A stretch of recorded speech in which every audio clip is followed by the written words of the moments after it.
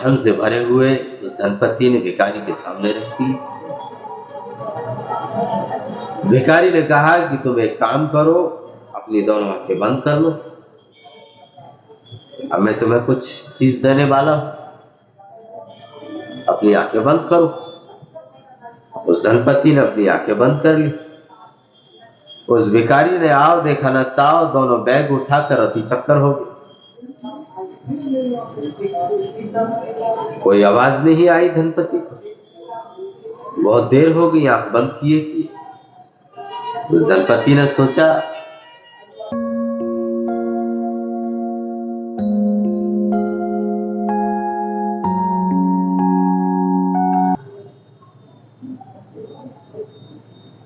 आप सभी का बहुत बहुत स्वागत है। आप सभी मित्रजनों का, यहाँ बैठे हुए सभी भक्तों का हृदय से मैं बहुत आभार व्यक्त करता हूँ कि बहुत से मित्रजन इन थोड़ी सी बातों को बहुत पसंद कर रहे हैं, उनको सुन रहे हैं या उनको देख रहे हैं। तो मैं उनसे एक ही चीज कह सकता हूं कि अगर तुम उन्हें सुन रहे हो, उनको सुनना मत, उनको सुनने की कोशिश करना। दो शब्द के बीच में जो खाली रिक्त स्थान है उसमें उतरने की कोशिश कर। बातों को दरकिनार कर देते, उनसे बहुत कुछ मतलब नहीं। तो सबसे पहले ध्यान के मूल केंद्र जो विराजमान है, हमारे सभी के कष्ट हरता है, हमको जीवन देने वाले हैं, उन भगवान महादेव को सत सत नमन है, बारंबार नमन है। संपूर्ण ब्रह्मांड के जो पूरा ब्रह्मांड ओम की ध्वनि से गूंज रहा है, उस अनाहद नाथ को, उस परम सत्ता को कोटि कोटि प्रणाम है। हमारे प्रणाम स्वीकार करें।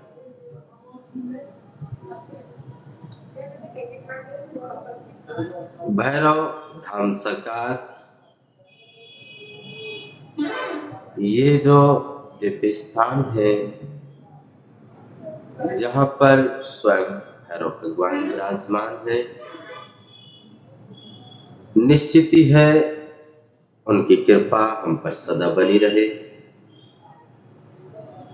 हम अपने जीवन में हर परेशानी से लड़ने की हिम्मत पा सके।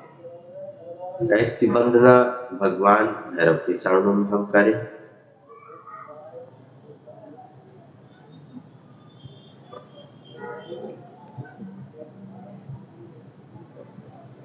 भगवान की तरफ अगर हम एक कदम बढ़ाते हैं, ये कहावत हम सभी ने सुन रखी है, सभी जानते भी हैं, बहुत ज्ञानी जन बताते भी हैं कि अगर हम परमात्मा की तरफ एक कदम बढ़ाते हैं तो इसका कोई भी कारण नहीं है परमात्मा हमारी तरफ 10 कदम आता है, 10 कदम चलता है।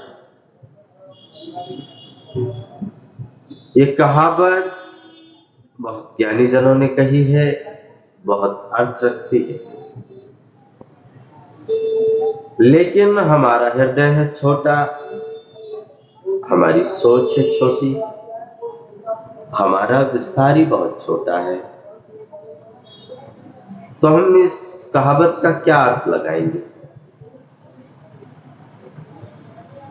अभी तक हमने जो इसका अर्थ लगाया है वो बिल्कुल गलत है। अधूरी बात है, मैं पूरी किए देता हूं। अगर हम परमात्मा की तरफ एक कदम बढ़ते हैं तो परमात्मा हमारी तरफ 10 कदम आगे आता है।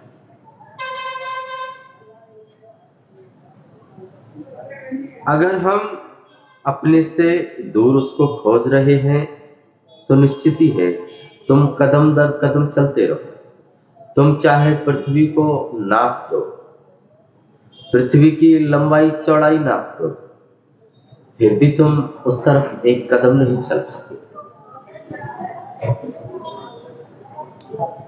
जो व्यक्ति अगर उसको ढूंढने निकला है और अगर उसने बाहर खोजा तो निश्चित ही भटक जाए और पूरी मनुष्य जाति भटक गई।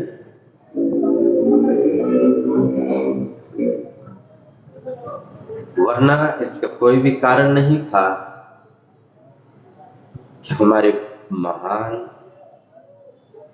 अवतार जो इस पावन धरा पर हुए, उन्होंने परमात्मा को इतना नजदीक हमको दिया कि हम घबरा गए।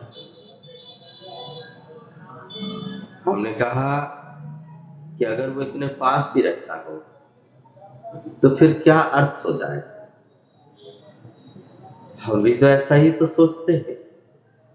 अगर हमारे पास कोई चीज है तो वो क्या अर्थ रखती है। हमारी आंख सदा दूसरी चीज पर होती है। अब अगर हमारे ही घर में ही अगर परमात्मा अवतरण हुआ है तो फिर क्या अर्थ रखेगा भगवान। हम क्या खोज करेंगे उसकी, जो सदा से घर में ही बैठा हुआ है। घर की चीजों को तुम कितना पसंद करते हो।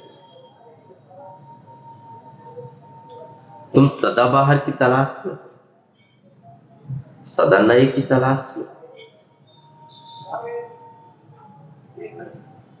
अगर हम अपनी तरफ एक कदम बढ़ाते हैं अपने अंतरतम की तरफ,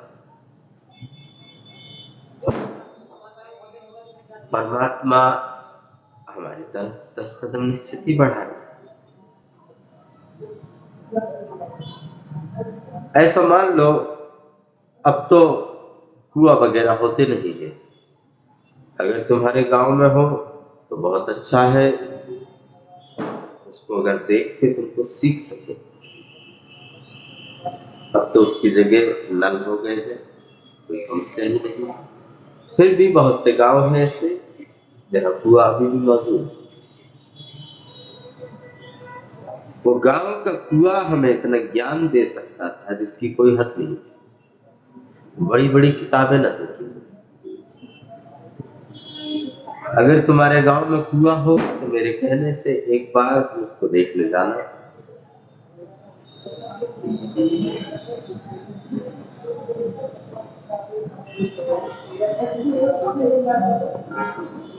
अगर हम अपनी तरफ एक कदम चले तो परमात्मा हमारी तरफ 10 कदम चलता है। ये सुनी सुनाई बात है, बहुत बार दोहरा चुके हैं तो अर्थ को दिया है इस बात। मगर मैं तुम्हें एक नया अर्थ दे सका तो निश्चित ही है मेरी बात सफल।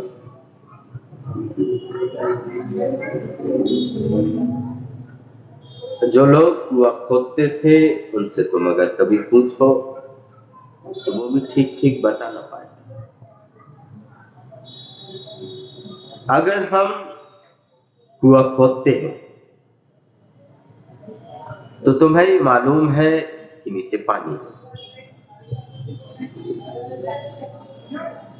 मैं तुमसे ये पूछना चाहता हूं कि कुआं में पानी है तो दिखा क्यों नहीं, पहले क्यों नहीं दिखा। क्या करना होगा।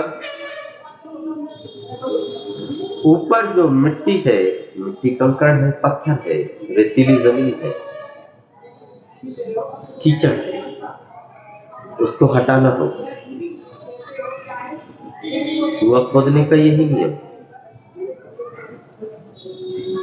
उन सारी व्यर्थ की चीजों को हटा देना होगा। पानी निश्चित है, वो स्राव मौजूद है। हम इतना ही कर सकते हैं कि वो पानी को निकलने के लिए हम जगह कर सकते हैं। हम पानी ला नहीं सकते,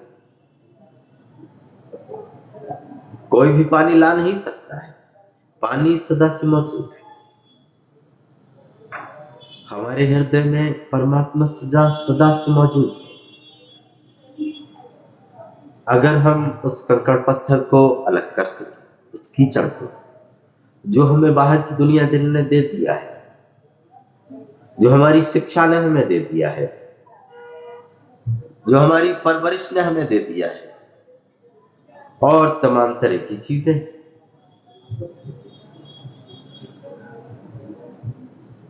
वो कुआं भर चुका है इन तमाम चीजों से। इन चीजों को अलग अलग करना होगा, बस यही साधना है, यही सबसे बड़ी तपस्या है। इसके अलावा अगर तुम कुछ और करोगे तो निश्चित ही भटक जाओगे,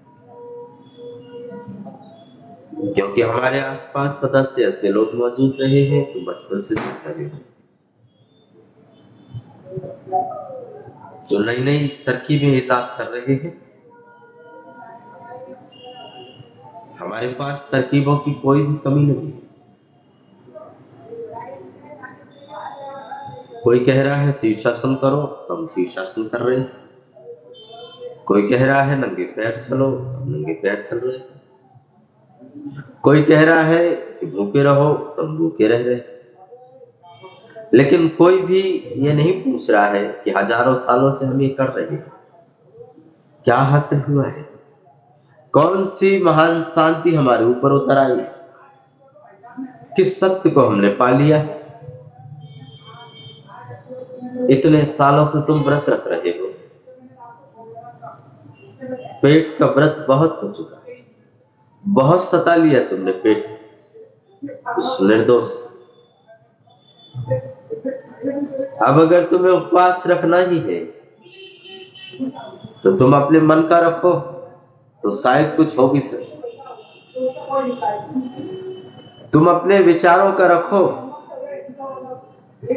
मनोवैज्ञानिक कहते हैं कि 24 घंटे में मनुष्य के मस्तिष्क में 60,000 थॉट्स चलते हैं। कोई छोटी संख्या नहीं, 60,000 विचार आते हैं 24 घंटे हमारे मस्तिष्क में। और ये भी हो सकता है कोई सोचने में बहुत ज्यादा हो, बहुत तेजी से सोचता हो, कोई थोड़ा स्लो सोचता हो, कम ज्यादा हो सकता है, मगर 60,000 थॉट्स चलते हैं।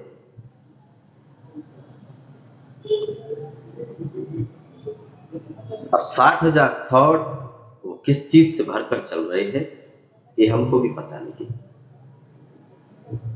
इसी को नींद कहते हैं। हम भले ही जागे हुए दिख रहे थे, हम सुबह से उठकर अपने दफ्तर चले जाते हैं, अपने ड्यूटी चले जाते हैं, काम पर चले जाते हैं, बच्चे स्कूल चले जाते हैं, युवा अपने ऐसो आराम की चीजों में मगन हो जाते हैं। शाम होते ही शाम का जो 24 घंटे का जो बोझ है उसको ना झेलने के कारण कोई पब जा रहा है, कोई सिनेमा हॉल जा रहा है। उस 12 घंटे में जो तनाव इकट्ठा कर लिया है उसको झेलने के लिए जो दवाई चाहिए वो अल्कोहल हो सकता है, तमाम तरह की चीजें हो सकती है। कोई फिल्में देखने चला जाएगा, कोई गाने सुनेगा, बेहुदे गाने, हजारों गाने तुम सुन चुके हो, उससे कुछ हुआ नहीं, और ये सुन लोगे हमारा कौन सा दुख कम हो जाएगा। दुख अपनी जगह रहेगा, ये सब भुलाने को उपाय छोड़ो। सीधे सत्य का स्वीकार करो, उसका सामना करो, बचो मत। बहुत बच लिया है, बहुत बचा लिया है खुद। अपना खुद से सामना करो, धोखा मत दो, स्वयं को धोखा मत दो। बहुत दे लिया है धोखा। तुम अपने व्रत का अगर अर्थ सही से समझो तो तुम चाहे एक दिन व्रत रखो या 10 महीने, तुम जैसी अगर पेट को अपने शरीर की आदत बनाओगे वैसी बन जाएगी। फिर तुम मास्टर हो जाओगे व्रत रखने के। लेकिन इसका अर्थ ये मत ले लेना कि तुमने कोई सत्य को पा लिया है। इस भूल में मत हो जाओ। सत्य सदा दूर खड़ा रहेगा। अपने विचारों को व्रत रख के देखो, 24 घंटे लगा दो, पहरेदार की तरह खड़े हो जाओ और ये देखो 24 घंटे की कोई भी विचार मेरे भीतर कैसे प्रवेश करता है। और मैं तुमसे कह सकता हूं कि अगर तुमने 21 दिन भी अगर ये प्रक्रिया को दोहराया तो तुम्हारे 50% विचार तत्क्षण गिर जाएंगे, तत्क्षण गिर जाएंगे विचार। और विचारों के गिरते ही तुम जानोगे एक अपूर्व शांति। इन विचारों की वजह से तुम कभी शांत नहीं हो सकते। उस अवस्था को हम समाधि कहते हैं, जहां कोई भी विचार की तरंग नहीं होती, एक विचार की तरंग भी नहीं उठती। उस अवस्था को समाधि कहते हैं।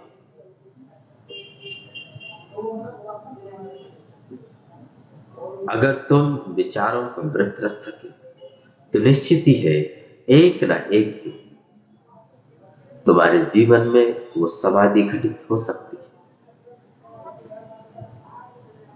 निश्चित ही हो सकती है। तो ये जो तपश्चर्या है, ये जो साधना है, ये जो भक्ति है, व्यर्थ के जो कंकड़ पत्थर है और उसको उठाने का नाम, ये सबसे बड़ी तपश्चर्या है। खुदाई करो अपने भीतर, निश्चित ही तुम उस परमात्मा को पाओ। फिर इसका कोई भी कारण नहीं है कि तुम पूरी दुनिया में उसको खोजते नहीं फिरोगे। वो मौजूद ही रहेगा तुम्हारे बेटे में, तुम्हारी पत्नी में, तुम्हारे पति, तुम्हारे माँ बाप में। वो सदा से मौजूद है। वो आंख पर वो धूल जम गई है, उसको हटाओ और तुम सामने देख लो उसको। किसने रोक रखा है?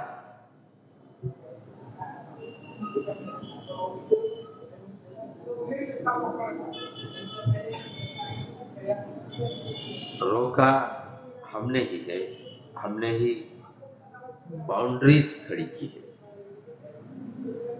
हमने ही दीवारें खड़ी की है कि अगर परमात्मा हमारे साथ ही होता तो हम कैसे झूठ बोल सकते थे, कैसे पाप कृत कर सकते थे, कैसे हम बेईमानी करते, कैसे हम छल कपट करते।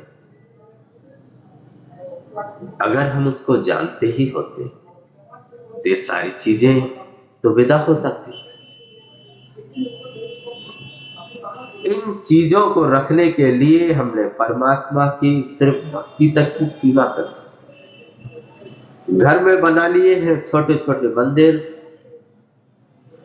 जब जरूरत होती है खिड़की खोल देते हो, दरवाजा खोल लेते हो, दर्शन कर लेते हो। और जब तुम्हें लगता है कि अब बहुत हो चुका है तो तुम दरवाजा बंद कर देते हो, अपने काम में बिजी हो जाते हो। अब ये तो बड़ी घबराने वाली बात हो जाती कि तुम सदा उसमें मौजूद रहते, तो तुम ये सब कैसे करते?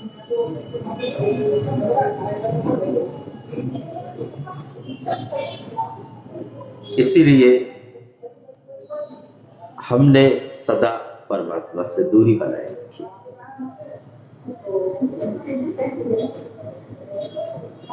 अगर वो हमारे भीतर मौजूद ही है, इस सारे ब्रह्मांड में मौजूद है, तो क्या कारण है कि हम उसको ढूंढ रहे हैं और उसको खोजा नहीं गया?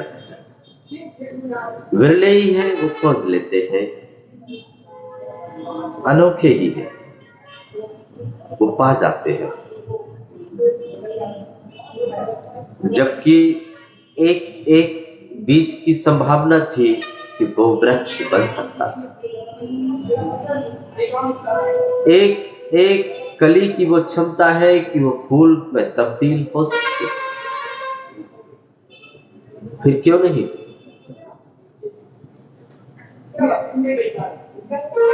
एक माली ने बहुत बड़ी जमीन,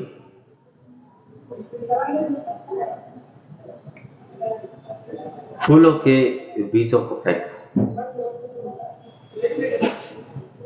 कोई 5000 बीजों को उसने जमीन में बोया,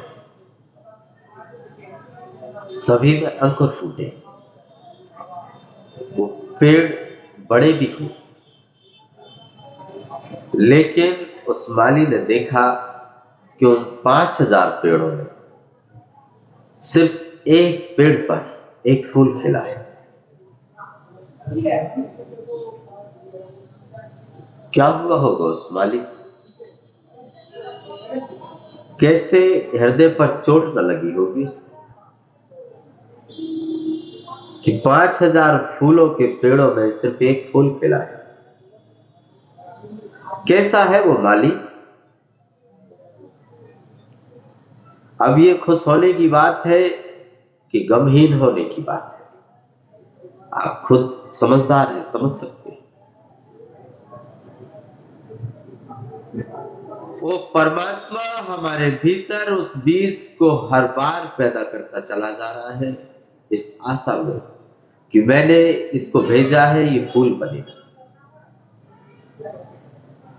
ये फूल बनकर पूरे चारों दिशाओं में मेरी खुशबू को बिखेरेगा, मेरी खबर देगा,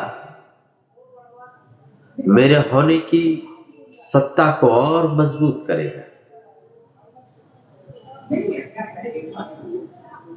मगर उसके फेंके हुए बीजों में, करोड़ों करोड़ों बीजों में, अरबों बीजों में कोई एकाध कभी फूल बन जाता है।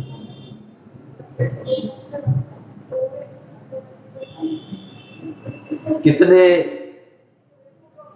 दुख से, कितने विषाद से उसका हृदय नहीं फल गया होगा। और ये हजारों साल की लंबी कहानी,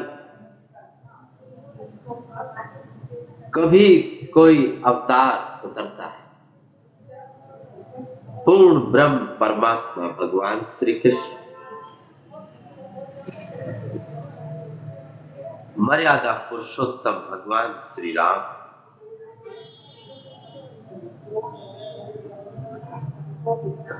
और महान महान विभूतियां हमारी इस पावन धरा पर अवतरित हुई है। फिर भी हम इतने दुखी हैं, इतने चिंतित हैं, इतने परेशान हैं। यहां तो हर रोज आनंद होता, यहां तो हर रोज दिवाली होती, इस धरती पे तो हर रोज त्योहार मनाए जाते, वो भी बहुत कम था।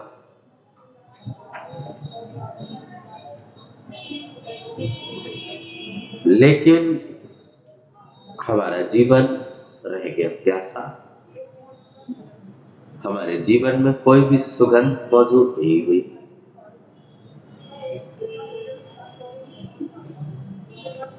एक बड़े मजे की मैं आपको बात बताऊं, उसको ख्याल करना है। हमारे सभी घरों में ये सदा से बोला जाता है और हम सभी जानते भी हैं।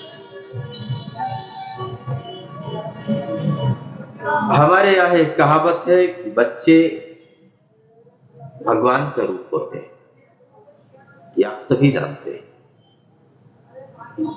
और कई दफे कहा भी होगा कि जो छोटे बच्चे हमारे घरों में हैं वो भगवान का रूप है। वो बच्चे भगवान का रूप हो सकते हैं, बड़े होते होते क्या हो जाता है, वो युवा होता है, वो बच्चा फिर क्या हो जाता है, उसको भगवान कहाँ चला जाता है हमारा। युवा ये होते होते साथ छोड़ देता है क्या?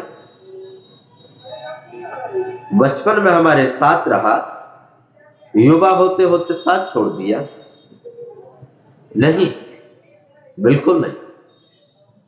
तुम भूल गए हो उसे, तुमने ही भुला दिया है। क्योंकि मैंने कहा जीना मुश्किल हो जाता है। फिर ये सारी बीमारियों को जड़ से हटाना पड़ता है। हम कैसे लोग कर पाते हैं? कैसे किसी की बहू बेटी को हम उस नजर से, गंदी नजर से देख सकते? कैसे? परमात्मा अगर होता तो ये कैसे मुमकिन था?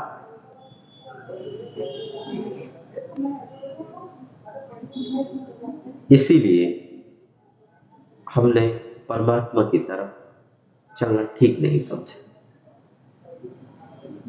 इसलिए हम और चीजों में उलझते रहे और हम पूजा पाठ भी उसी काम की तरह ही चलाते रहे।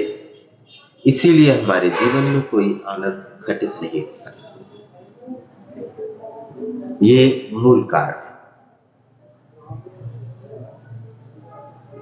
कल मैंने थोड़ी सी बातें महत्वाकांक्षा के संबंध में आपसे कही थी, एम्बिशन के संबंध में। आप सभी लोगों ने उन बातों को बहुत प्रेम से सुना। मैंने आपसे कहा था कि जहां हम हैं वहां अगर हम रहने की कोशिश करें तो निश्चित ही है वहां कोई आनंद उपलब्ध हो सकता है। और अगर हम सदा भागते रहे तो चाहे हम पूरी पृथ्वी का चक्कर लगाते फिर भी कोई भी शांति उपलब्ध नहीं हो सकती। एक छोटी सी कहानी मुझे याद आई है, वो मैं आपसे कहूं, फिर मैं अपनी बात पूरी करूं। एक बहुत बड़ा धनपति था, उसने जिंदगी भर बहुत धन इकट्ठा किया, बहुत जुगाड़ लगाई, बहुत धन का अंबार लगा लिया।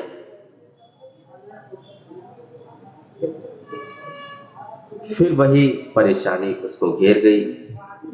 इतने सारी चीजें मैंने अपने पास इकट्ठी की जिनके लिए मैं सारी जिंदगी दौड़ता रहा, घूमता रहा, कभी चैन से बैठा नहीं। अब तो कम से कम शांति मेरे घर उतर ही आए तो बहुत हित कर रहेगा। लेकिन वो शांति नहीं मिली, उसकी तलाश उसको हर रोज बढ़ती गई। जैसे जैसे दिन गुजरते गए उसकी प्यास और बढ़ती गई कि तमाम धन मुझे कोई भी शांति नहीं दे सका, ये किस काम का। अब वो दूसरे लोगों से पूछने लगा, खोजने लगा कि कोई मुझे उस रास्ते तक पहुंचा दे या उसका पता बता दे जो मुझे कोई शांति को उपलब्ध करा दे, तो मैं अपनी जिंदगी भर की दौलत उसको दे दूंगा। खोजते खोजते बहुत दिन गुजर गए। एक दिन उसके मित्र ने उसको कहा कि मैंने देखा है एक ऐसा भिखारी है, तो शायद तुम्हें वहां तक पहुंचा दे, तुम्हें शांति उपलब्ध करा दे, क्योंकि मैंने उसको देखा है, परखा है मैंने उसको। उस दंपति ने बिल्कुल ठीक समझा कि बिल्कुल सही है, मुझे जाना चाहिए उस भिखारी के पास। वो दंपति अपनी पूरे जिंदगी भर की जमा राशि को इकट्ठा करके चल दिए। खोजते खोजते वो पहुंच भी गए।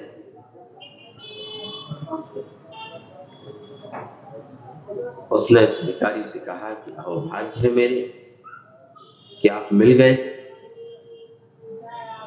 मैं अपनी पूरे जिंदगी भर की जमा राशि आपको देना चाहता हूँ, ये आप रख लीजिए, लेकिन मुझे चैन, मेरे मन की शांति मुझे दे दीजिए, बड़ी कृपा होगी। हम भी तो यही खोज रहे हैं। हम भी तो गुरुओं के पास, महात्माओं के पास इसलिए तो जा रहे हैं कि हमने बहुत कमा लिया है धन, हमने खूब अंबार लगा लिए हैं, लेकिन वो चैन हमारे मन को अभी तक नहीं आया। निश्चित ही चैन तुम्हें उपलब्ध हो भी नहीं सकता, क्योंकि तुम जब धन कमा रहे थे तब अगर तुम होश से उसको कमाते तो वो धन तुम्हें उसी वक्त आनंद दे देता, तुम्हें बाद में शांति खोजने की जरूरत नहीं होती।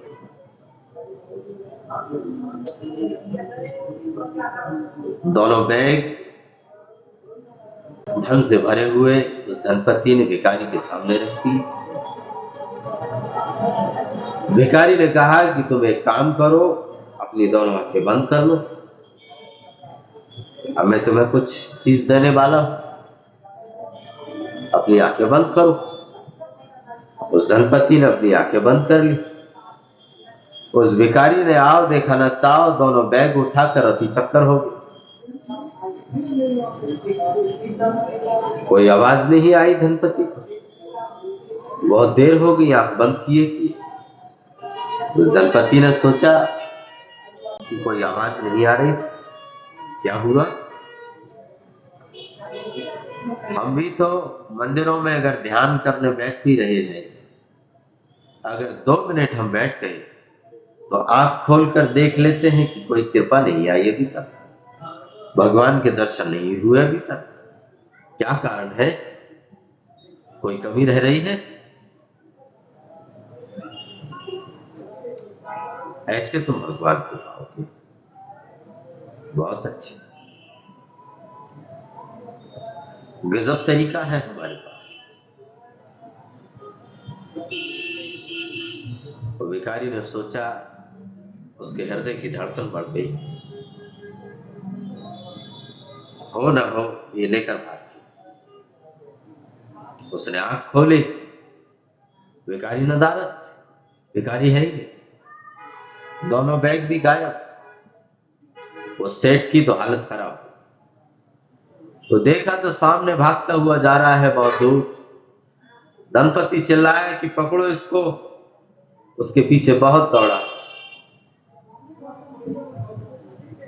दौड़ता गया। वो जिस गांव से गुजरा दंपति आवाज लगाता गया कि पकड़ो इसको भाइयों, पकड़ो, ये मेरे पूरे जिंदगी भर की जमा पूंजी को लिए भाग रहा है, इसको पकड़ो, ये कोई संत नहीं है, मैं धोखा खा गया। मगर कोई भी गांव वाला पकड़ने को राजी नहीं किया। वो धनपति बहुत थक गया, वापस घूमते घूमते उसी पेड़ के नीचे आ गया जहां वो बैठा हुआ। बहुत ज्यादा थक गया, उसमें अब कोई हिम्मत भी नहीं बची और सोच रहा था कि शांति तो मिली नहीं, महा अशांति में डूब गया, धन भी चला। पीछे से वो भिखारी ने आवाज दी, सुनो। उस दंपति ने जैसे ही मुड़कर देखा, वो भिखारी खड़ा हुआ था, उसके दोनों बैग धन से भरे हुए पड़े थे। उस भिखारी ने कहा, मिली शांति। उस धनपति ने कहा कि तुम्हारे चरण कहाँ हैं? मैं अब तुम्हें कभी भी खोना नहीं चाहता। ये धन मेरे पास था, मुझे कोई भी शांति मुझे इससे मिली नहीं, और 2 क्षण के लिए मेरी नजरों से दूर हो गया। मैं इतना व्याकुल हो गया, और जब ये मेरे सामने मौजूद है, मैं महा आनंद पा गया।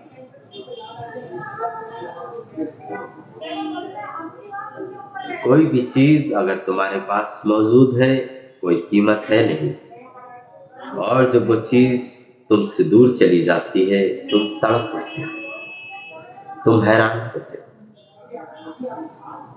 फिर तुम उसकी तलाश में ढूंढते हो, निकलते हो, फिर तुम धोखा खाते हो, महाविषाद में पड़ते हो।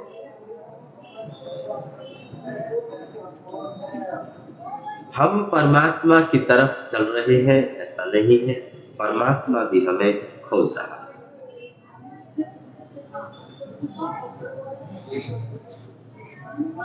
तुम कभी ख्याल करो, जब हम मंदिर जाते हैं,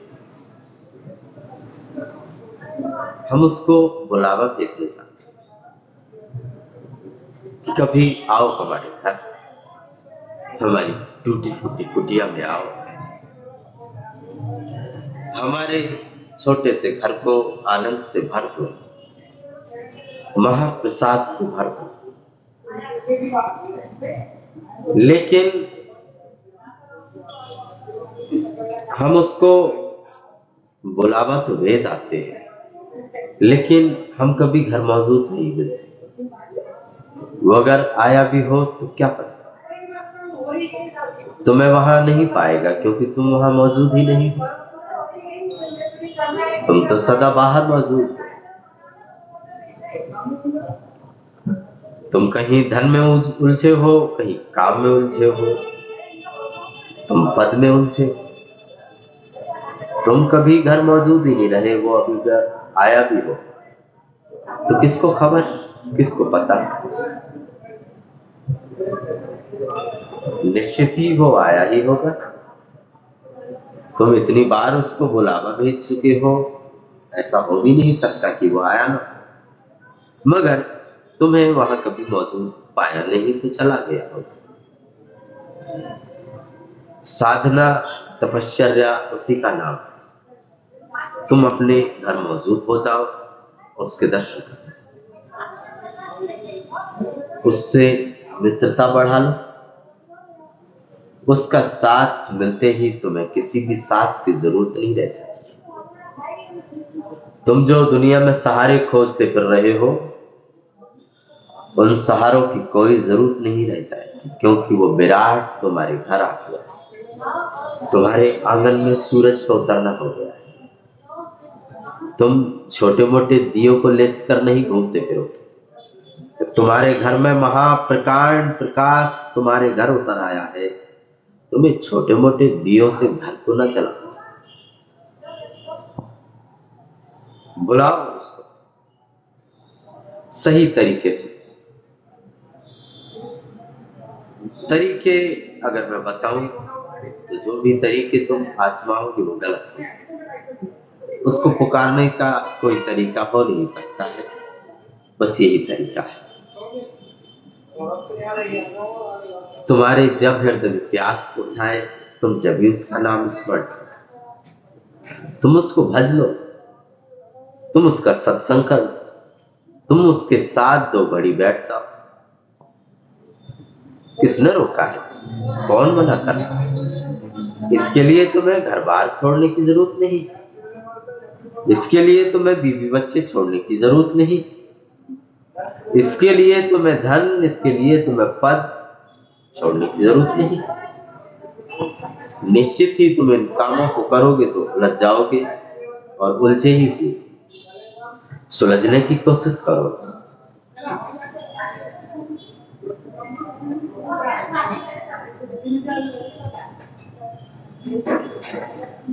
मेरी बातों को इतने प्रेम से आप सभी ने सुना है, उसके लिए मैं बहुत खुश हूँ।